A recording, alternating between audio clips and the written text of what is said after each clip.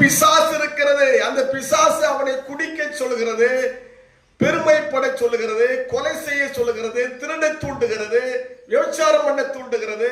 பல பாவங்களிலே சிக்கி சீரழிந்து கொண்டிருக்கிறார் மனிதன்.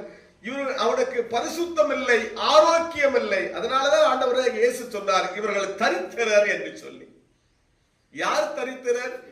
யார் பரிசுத்தமான வாழ்க்கை வாழ முடியாமல் இருக்கிறார்களோ அவர்கள் தரித்திரர். அல்லேலூயா. ஆண்டவராக இயேசு கிறிஸ்து நம்மை பரிசுத்தமாக்க வந்தார். அல்லேலூயா. பரிசுத்தமாக்க வந்தார். ஆண்டவராக இயேசு கிறிஸ்து நம்மை பரிசுத்தமாக்க வந்தார். அல்லேலூயா. கர்த்தருக்கு ஸ்தோத்திரம். பரிசுத்தவான்கள் தான் ஐஸ்வர்யவான்கள். புரிந்து கொள்ளணும். யார் பரிசுத்தவான்களாக வாழ முடியாமல் தவிக்கிறார்களோ அவர்கள் தரித்திரர், அவர்கள் ஏழைகள். அவர்களை ஐஸ்வர்யங்களாக மாற்றுவதற்குத்தான் சுவிசேஷத்தை அல்லேலூயா தேவன் இங்கே அனுப்பி வைத்தார். அதுதான் ஆண்டவராக இயேசு கிறிஸ்து. நம்முடைய பாவத்தை போக்க கல்வாரி சிலுவையில் அவர் மரித்து இரத்தம் சிந்தி நம்முடைய பாவத்தை கழுவி நாம் மரிக்க வேண்டிய, நீ மரிக்க வேண்டிய அந்த சிலுவையில இயேசு உனக்காக மரித்து அல்லேலூயா உனக்கு ஜீவனை கொடுத்தார். அல்லேலூயா. அந்த ஆண்டவரை இயேசு கிறிஸ்து மூன்றாம் நாளில் உயிரோடு எழுந்து இன்றைக்கு உயிரோடு கூட இருக்கிறார். அல்லேலூயா.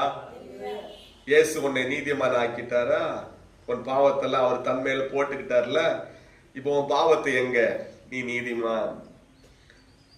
அல்லேலூயா. பாவியா இருந்த உன்னை உன் பாவத்தை எடுத்து தன்மேல் போட்டுக்கொண்டு அவர் மரித்தார். இப்பொழுது நீ பரிசுத்தவாட்டியாக பரிசுத்தவானாக இருக்கிறாய்.